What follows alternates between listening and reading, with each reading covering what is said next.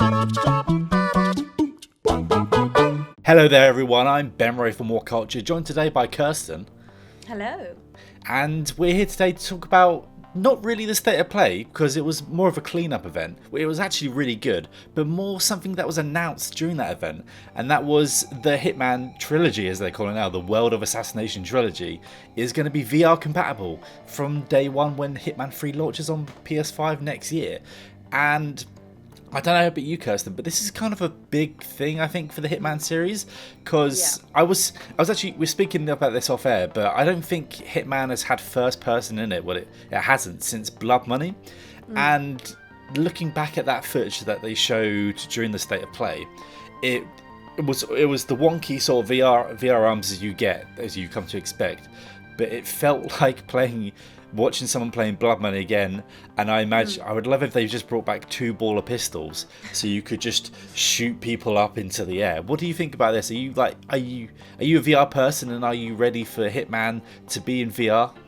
Well, I've got more into VR recently. I've got the Saints and Sinners for the Walking Dead game, which I absolutely loved. So I've definitely been getting more into VR games.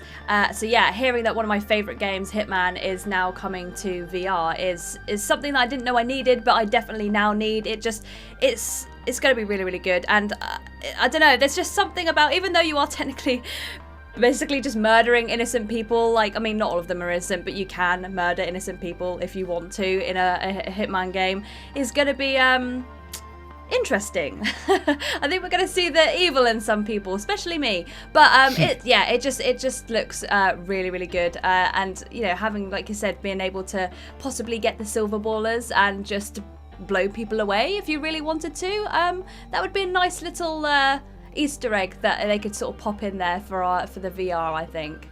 And also, it's weird to see someone approach someone with the fiber wire and people being happy for that, because in any other aspect, in any other franchise, that would be seen as something that is just like, whoa, that's a bit too much, especially for VR.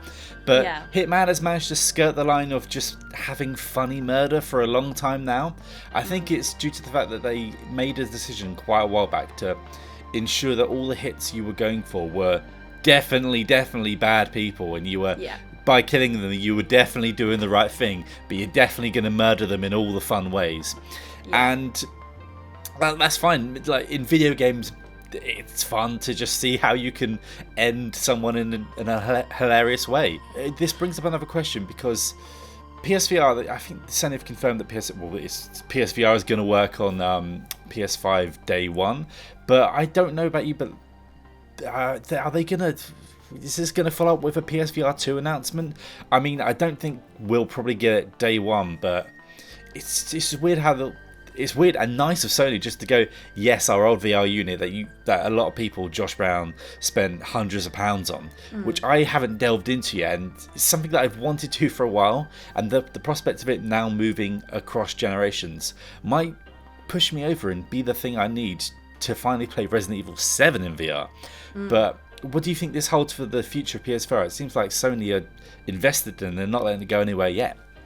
Yeah, no, I think it's good because, you know, there is just so much that you can do with VR, and I really do hope that if they do kind of go down the route of possibly doing like a VR 2, doing it in a way where it's maybe just a little bit of an upgrade, maybe it just looks a little bit more sleek, but you can still use the old VR system continuously with the new PlayStation system, because it is expensive. You know, it's one of those things that you sort of make the decision to kind of buy and save up for, and once you have that, it's, you know, it's not just the headset, it's the controllers. They're like, you know, I think they're about £80, if not more, if you can even get hold of them. Those things are like gold dust. It's ridiculous. Yeah. So, you know, considering how expensive it is, and the fact that people who have already bought these headsets, the controllers, and have the whole system set up, it does seem a little bit cheeky for them to sort of turn around and be like, actually, you know, you can use it for these games, but any new games that come out might possibly have to be a VR too. So I really do hope that if it is just a new thing that they're coming out with, it is just kind of more sleek and stylish, but it's not necessary,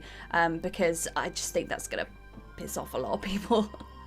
I wish someone on the inside would have like informed a few people, just go, by the way, VR is going to include Move controllers. Back when Move controllers were everywhere. There were more on the planet than humans, and Sony had warehouses full of them. They couldn't get rid of them. Now, as you said, they're like almost like gold dust, or they're just expensive as hell. And this is like another barrier that is like stopping people like me from getting in. And I wonder with like the PSVR 2 if they're gonna keep with the Move controllers, keeping this controller going for a third it's going to go for a third generation, but keeping it primary for that long, or if we're going to get some sort of new control device. That's the thing I think I'm hoping for, something more with more fidelity. But swinging back to Hitman, the whole point of it going into VR, and it's going to now cross back through the whole trilogy, so you can play Hitman 2016, Hitman 2 as well in VR. I'm going to be interested to see if anyone like in VR can poke around, you know, in first person, like crouch down and find anything that the developers had left behind. Say like a la Blood Money, when developers accidentally left a message in an item description on a certain box. That was something that is now being like ingrained into Hitman lore. I'm hoping that we can now find some more sort of Easter egg sort of things and just get into much more trouble in VR and in first person.